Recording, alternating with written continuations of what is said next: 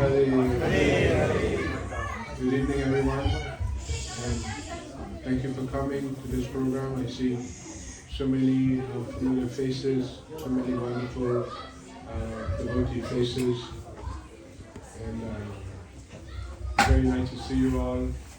And we come together. This is described in Bhagavad Gita. This is how we become self-realized, by having association with devotees. And in that association, we can develop, Prabhupada said, that we can develop the quality of the demigod. It doesn't matter what your past was. This is the mercy of Lord Chaitanya Mahaprabhu.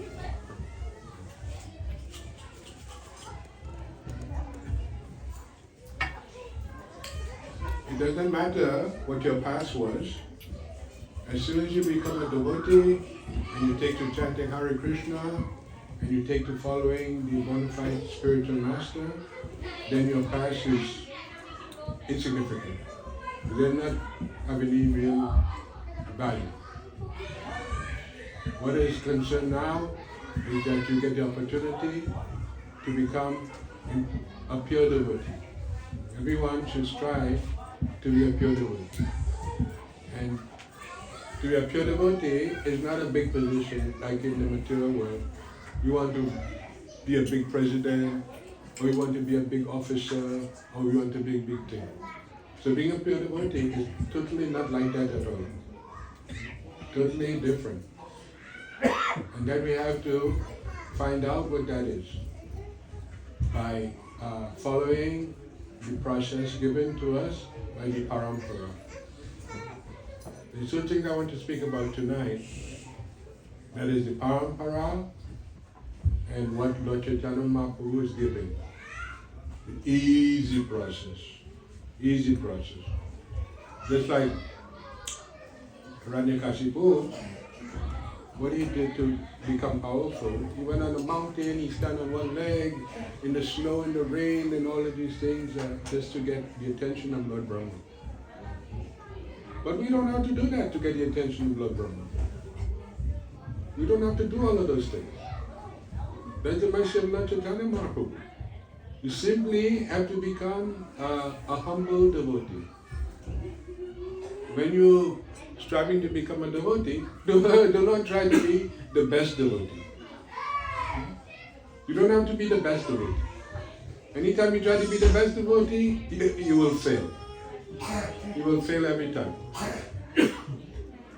But anyone who tries to be the servant of the devotees and the caretaker of the devotees, that person can become elevated. That is the genuine process. So to do that means that one has to get rid of, what is that? The false ego. False ego is very powerful in a conditioned soul. Very hard to give up. And if we don't give up the false ego, ultimately we'll become miserable.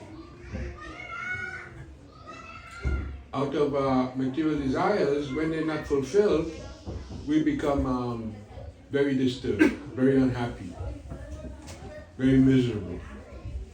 And we take that misery out on others. We try to make others pay for the miseries that we're experiencing. But whether we are happy, or we're sad, or we're wealthy, or we're poor, or we're in pain, or we're in happiness with the senses, it doesn't matter. Just engage in the process in any circumstance. In any circumstance.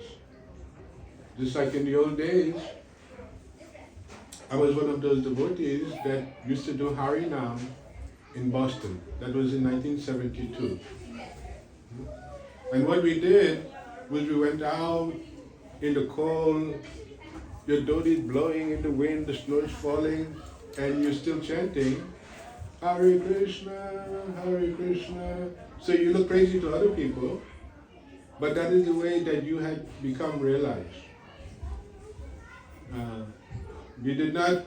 Prabhupada did not instruct us to just take it easy, just go in a nice place and chant by the park and by the breeze and everything like that. No. He made us do the austerity. What is that? To talk to other people, to distribute books. Actually, when we were doing the Harinam, there was no book distribution at that time. There was only Harinam. And this is a very powerful process. If you make the sacrifice, you do the Harinam, Lord Chaitanya is looking at you, you get the mercy gradually, and gradually you get more and more mercy by giving to the process, by giving to Lord Chaitanya Mahaprabhu. We cannot follow the process just by studying the books. We have to study the books. Beginning from, Prabhupada said, beginning from Bhagavad Gita. Do not just read Bhagavad Gita, I've read Bhagavad Gita. After Bhagavad Gita, you still have to read the 60 volumes of Srimad Bhagavatam and study the purport of Prabhupada.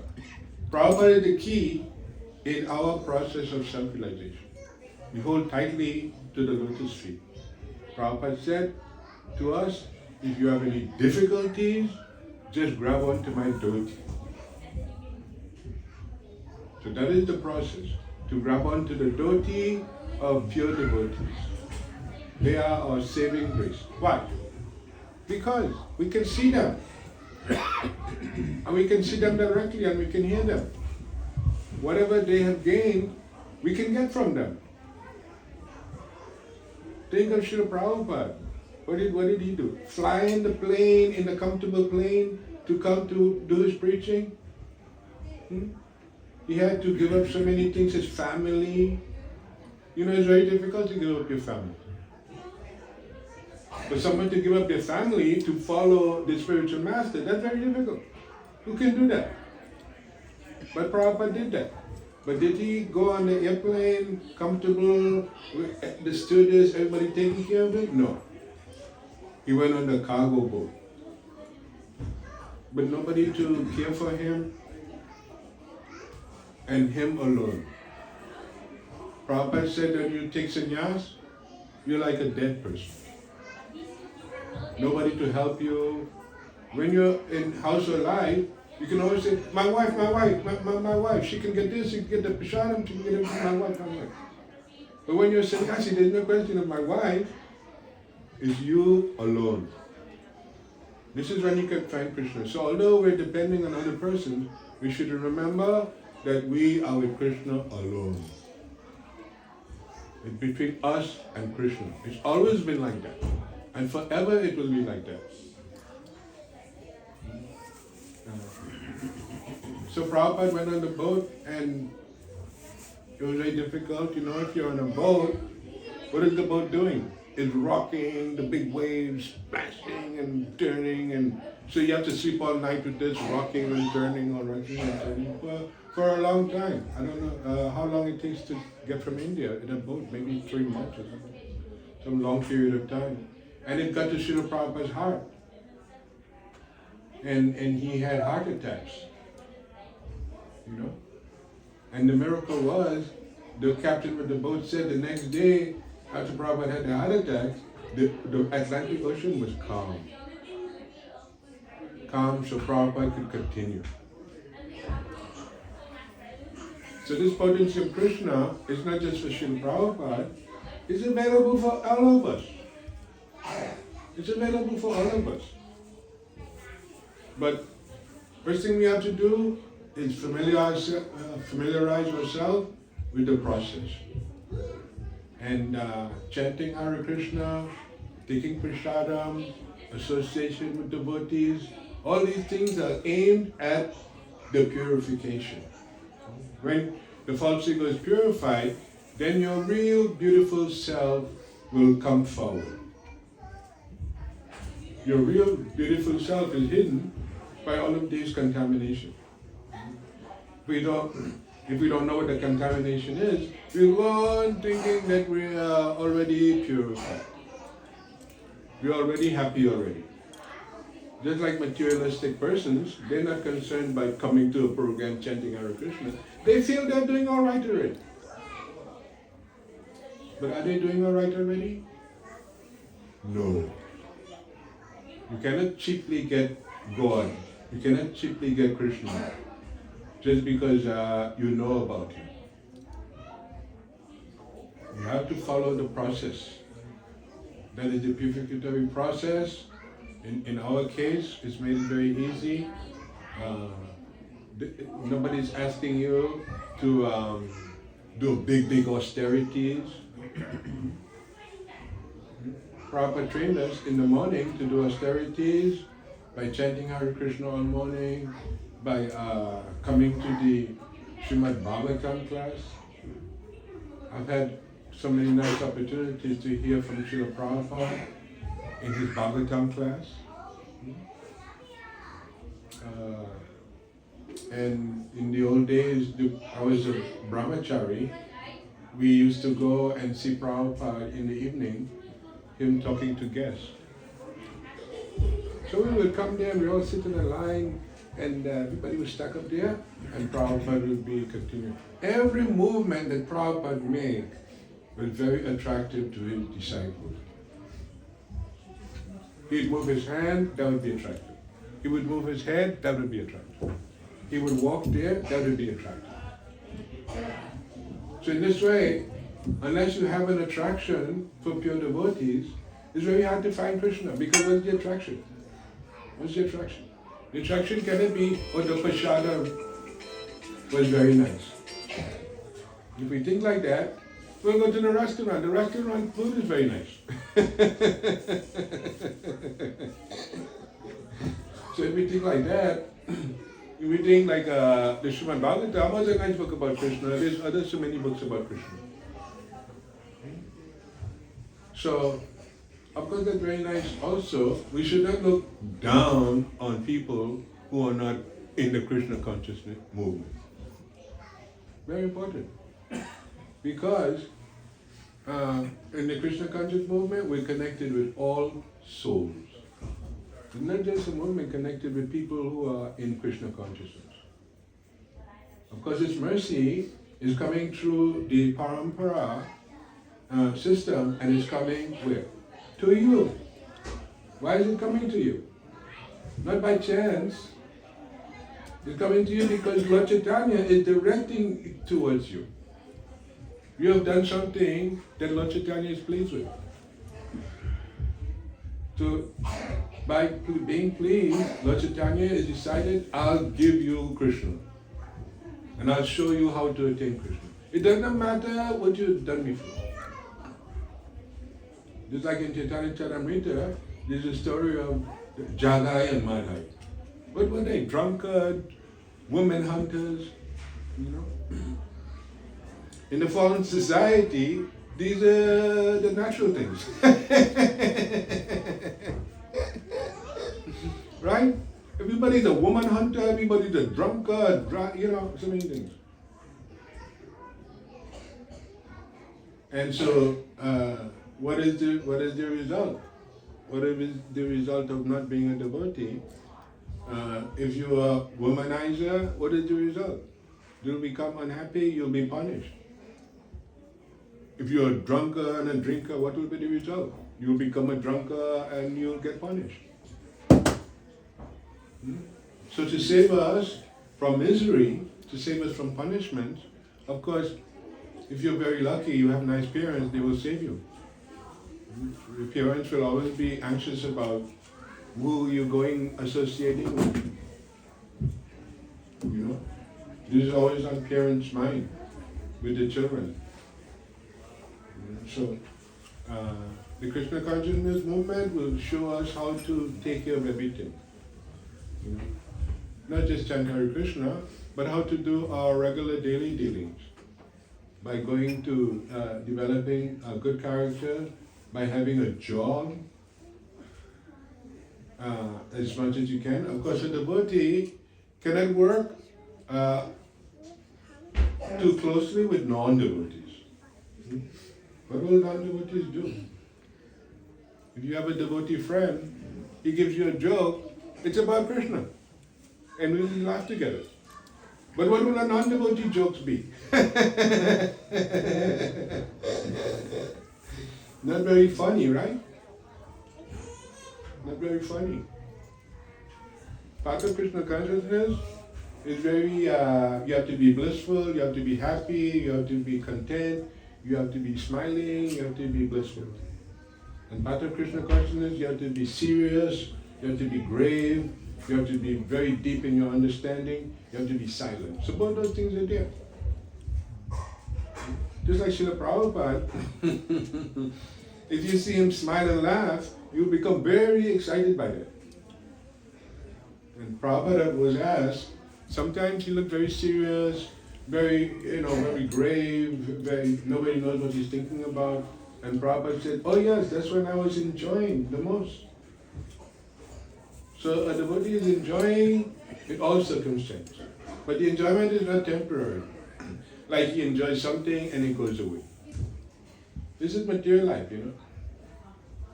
I enjoy driving the car, very nice, beautiful car, but I have to park the car. And I have to get out of the car and go leave the car. But you don't have to leave Krishna. Even if you go to sleep, you're still sleeping with Krishna. And you can think of Krishna all night, Prabhupada said. Why is it said that a devotee, or a pure devotee, is always thinking about Krishna? Because that is a natural development that occurs through the purificatory processes. It's like when you get initiated in the parampara, you get initiated through what? The fire. Fire is nice when it lights up everything for you and cooks everything for you and shows you everything. Fire. Keeps you very warm. But fire also burns, doesn't it? If you put your hand in the fire, you'll get burned. So Krishna consciousness is like that. You put your offerings in the fire. Just like when a devotee is initiated, Prabhupada would take the bananas and everything and put them everything in the fire. Everything becomes smoky, everything is, open the window, everything is smoky. So, but this is the purification for the conditioned soul. It doesn't matter if you're a purified person already. Just like Srila Prabhupada, he was a pure devotee from the very beginning of his life. When he was a small boy, he was always enthusiastic about Krishna. And his father sometimes would take him to Jagannath Puri and they would see the Ras Yatra. And Prabhupada would be so excited about that. Jumping. And that excitement also extended to Prabhupada wanting to start his own Rath Yatra. Prabhupada started his own Rath Yatra. We should remember, whenever we go to a big Rath Yatra, that Rath Yatra came from Prabhupada. We should not think that Rath Yatra just came on its own. That Rath Yatra came out of the love of Srila Prabhupada for Krishna. So, and his father and his father's friends, they would build a cart for Prabhupada and he would make a nice altar on the cart and everything, and they would take it around the neighborhood. The same Rath Yatra that Prabhupada took around the house, around the neighborhood, now the same Rath Yatra is all over the world. We should be very proud about Krishna consciousness. We should not keep it to ourselves. We should not hide it. We should be bold. Prabhupada, somebody told Prabhupada that, oh no, when he comes to the West, he's going to have to wear trousers. Pants. Prabhupada said, no. I will have my disciples wear dhotis.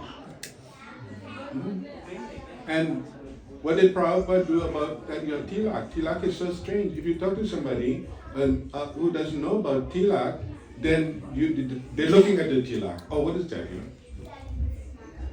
So all these things were very strange to people in the West. But Prabhupada, he introduced this tilak all over the body. If you didn't know about Krishna, Prabhupada said he would teach you about Krishna. Since the beginning, they were, when they was trying to find a name for the movement, some people had suggested that Prabhupada call it the movement of God consciousness. Very nice. For all people. And Prabhupada said no. We will call it the Krishna consciousness movement. And if people didn't know who Krishna was, then he would inform them who Krishna was. And so the movement became powerful. Because what is it, if you say just God consciousness, people will water it down. No one will become purified. If you have it for a certain body identity of people, nobody will become purified. You will stay in your body concept of life and you stay there and you won't become purified at all. But if you learn how to give up this body concept of life and become purified, then you'll come out of your body identity. And then you'll attain transcendental bliss. You can't attain transcendental bliss if you have a body identity. A body identity means a small way of looking at yourself. Small. I belong to these people, I belong to this religion, I belong to this family, and of course all these things are real. The family is real, the people is real, the body identity to some degree has some reality to it, but it's not the complete essence of ourselves. And so we have to learn that by purification, by chanting, by dedication, by hearing. If there's a class going on, don't run away from the class. Oh, I just like the chanting. You won't become purified. Just like you need an operation, you tell the doctor, oh, just give me a small job. I don't want a whole operation. I just want, give me a small operation. A Band-Aid. If you have something wrong with your head, and you just say, oh, I'll just take some aspirin and it'll go away. No, it won't go away. You need an operation. Maybe you say, I'm afraid of the operation, I'm afraid of the operation. Still, you get sick, you'll get sick, more and more sick. So the Krishna conscious movement is like an operation that we need to remove our false identity. And we've had that false identity for many lives. Before the Krishna conscious movement, people were just thinking, well, one life. Just one life. If you have this one life, how are you going to be happy? You think you have one life, how are you going to be happy? You're getting old, the body is growing old. All the things, as when you get older, all the things you used to enjoy running around, that will all stop. That will all stop. You cannot walk as far as you want, you cannot climb the stairs as far as you want, you cannot do these things anymore. Then, usually for people, disease is always present. Disease is like always can attack somebody and kill them. So we have old age and we have disease belonging to this body.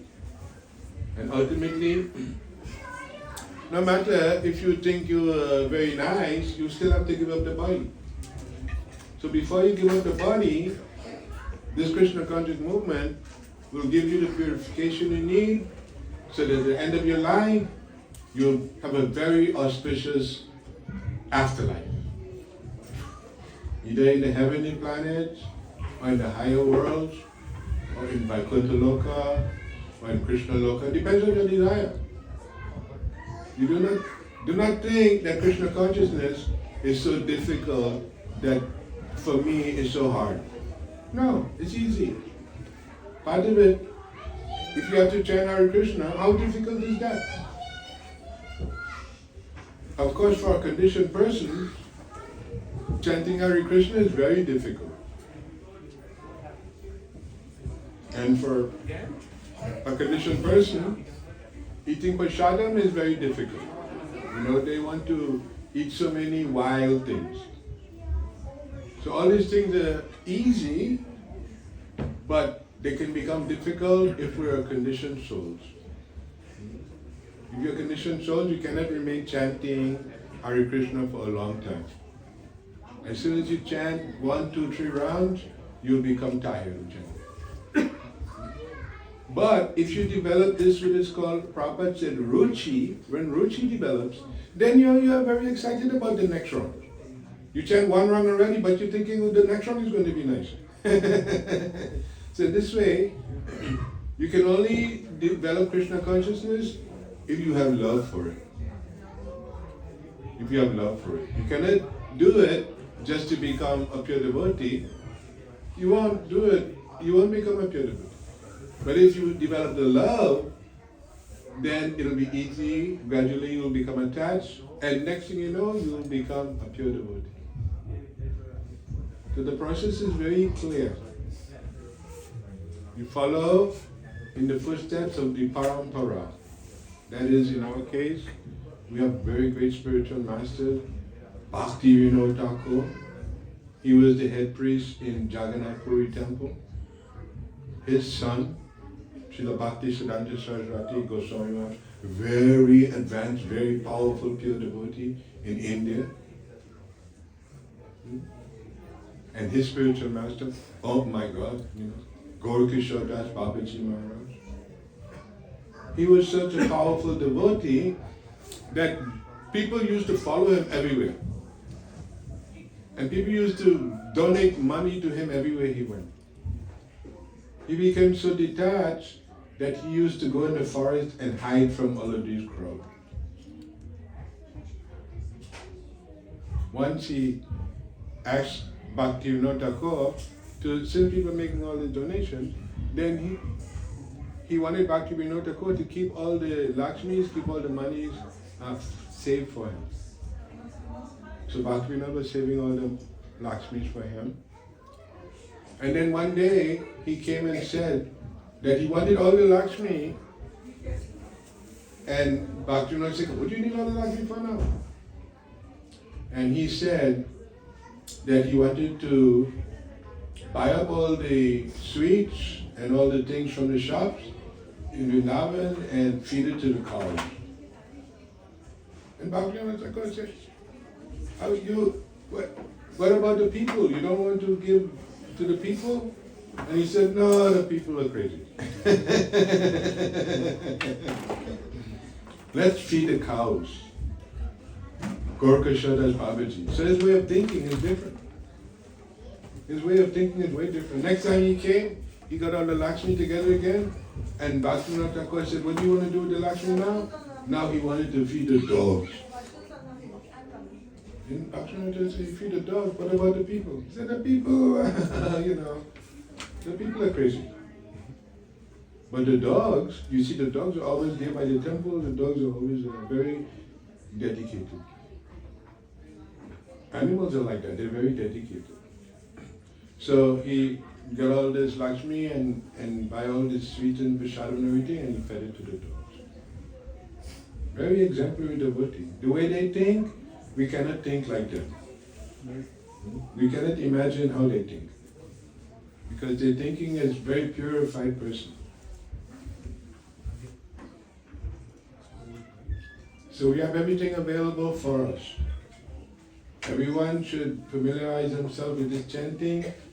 Get yourself a bead bag and start this. Familiarize yourself with the taste of the chanting and develop ruchi. Because when you develop ruchi, other stages will automatically develop from that. Ending in Krishna Prema. When you have Krishna Prema, then all your problems are finished. All your problems are finished because you become detached. The problem in life is that we're so attached that that attachment will keep us from becoming a pure devotee. Prabhupada said that in this movement we try to become not Bhajanandi. Bhajananandi, Prabhupada said. Bhajananandi means a person is always concerned about bhajan. He's thinking bhajan, living bhajan, beating mridanga, playing kathak, playing harmonium, bhajan, bhajan, bhajan. The Prabhupada said we should become Ghostanandi. That is the preacher. A person who is ready to give it to others. So we're both things. Not that. But if you just think that, I'll become Bhajanandi, I'll become a great chanter and a great bhajan player, then Lord Chaitanya wouldn't be satisfied. So both things have to be there. Not that we're against bhajan. Anything you do is like that. If you become a preacher, you should not think that, oh, I'm a very nice preacher, I'm the best preacher, I'm a very advanced preacher. Then you'll fall down. And if you think that, oh, my bhajan is so sweet, my bhajan is so sweet, then you'll fall down. You've seen many people that were great bhajan singers in the beginning of this movement, but they fell down. You've seen many great people who were great orators, great speakers, but they fell down. So we have to be very careful when we're doing devotional service. We will be checked. At some point, whatever we're doing will be checked. Are you genuine or are you just faking? If you're faking, then you'll have to go away. Maya, you cannot stop Maya. Maya is like your mother. She's giving you opportunity to become Krishna conscious before you leave this body. So you cannot stop Maya. Maya is giving you the opportunity, and if Maya wants, she can take away that opportunity and put you outside of Krishna consciousness. So anytime you have an opportunity, it's your mother, Maya, that's giving you that opportunity. So whether in our regular life of working, we have to be Krishna conscious among our fellow workers. Prabhupada said that you cannot convince somebody about Krishna if you don't have good qualities. You have good qualities, sweet qualities. And people will say, that person has very nice qualities.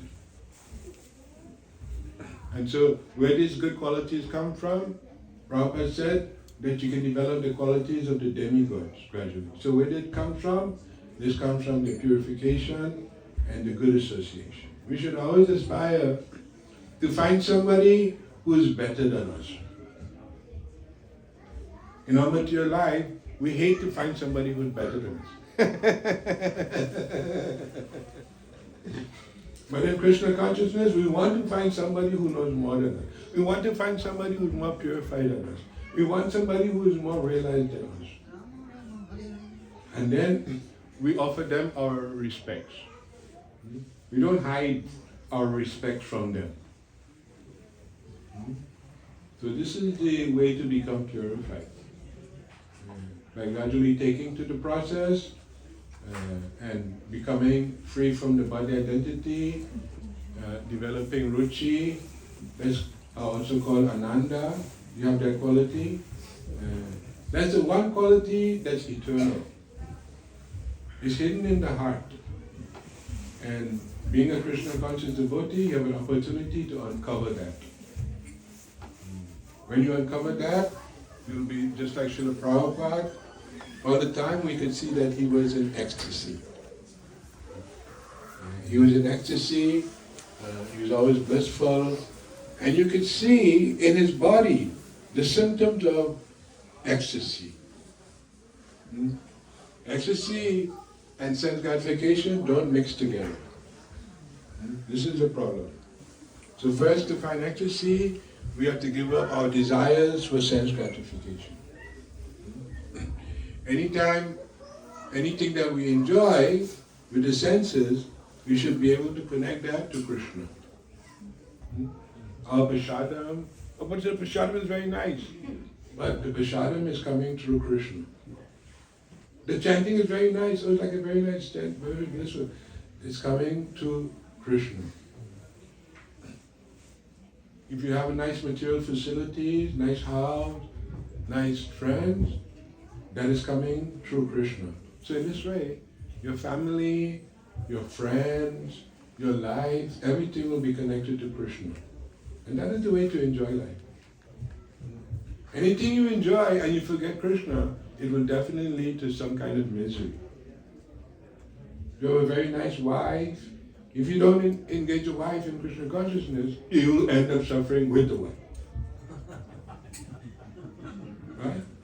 If you have a nice husband, if you don't encourage your husband to be a Krishna conscious devotee, Prabhu, you support him in whatever he's doing in Krishna consciousness, his chanting, his going to programs, everything like that, then you'll end up with a very miserable, you and your husband, very miserable. And like I said before, we blame others for our misery. They didn't do this for me, so I've been miserable. No. So in Krishna consciousness, we learn how to become free from miseries. In material life, people they try to become free from miseries. But misery is following them at every step. Of course, somebody who's not a devotee, he may also be enjoying due to past karmic reactions. Just like sometimes we find a demon in a big position, right? Very confusing. And sometimes we find a pure devotee who's poor. So it's very confusing. If you're not Krishna conscious, you'll become bewildered. You'll think that this kami person, he's enjoying. And this devotee person, he's suffering. So we have to understand the philosophy through studying the books, through good association, and especially Prabhupada purports. Bhagavad Gita has always been there. But who had become a devotee? Nobody. Had become the devotee that is free from the body identity to preach it for everyone and to distribute it for everyone. All over the world. If you go to China, the deities look Chinese. If you go to Africa, the deities look African. Right? If you go someplace else, in New York, they look like New Yorkers, right? In it, Prabhupada said, the deities in Paris is rare. So if you go there, they look like French. So in this way, Krishna can adapt for you, and anywhere you are, Krishna can find you. And we have to push ourselves in this purification process. It's not so difficult now. In the old days, Prabhupada instructed brahmacharis to bathe in cold water. So in the morning, there would be the line of brahmacharis going in cold water. Oh, it's cold, it's cold, it's cold. I used to live in a place called New Vrindavan. In the morning, we used to go out before the morning program, and in the winter, we used to crack the ice and dip and bathe in the cold water. And you have to tolerate. So that, oh, Hare Krishna, the water is cold. So we have to learn all of these tolerance. Of course, as you become older, you cannot do that anymore. So when you're young, this is the opportunity, you have a fresh body, you can do austerities with it, you can start purifying the body, start purifying the mind. The body is purified just by eating Bushara. Easy process. And the mind is purified just by thinking about Krishna. Manmana bhava madbhakta, Mataji man namaskar. So everything is available for you. Srila Prabhupada, Srila Bhaktisiddhanta, Gaura Kishodas Babaji Maharaj, Bhaktivinoda Thakur, they've all struggled to bring this Krishna consciousness to you. So you should take it and appreciate it, develop it yourselves.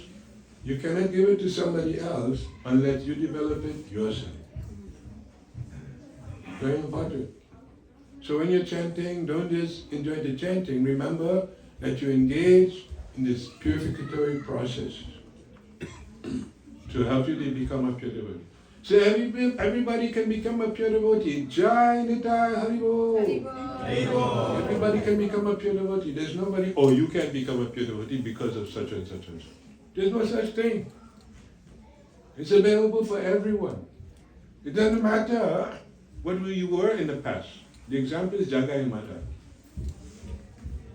So I'd like to stop here. Of course, we can go on all night talking about these topics, right? And so let us continue the program. Thank you very much, devotees. Your association of Hare Krishna.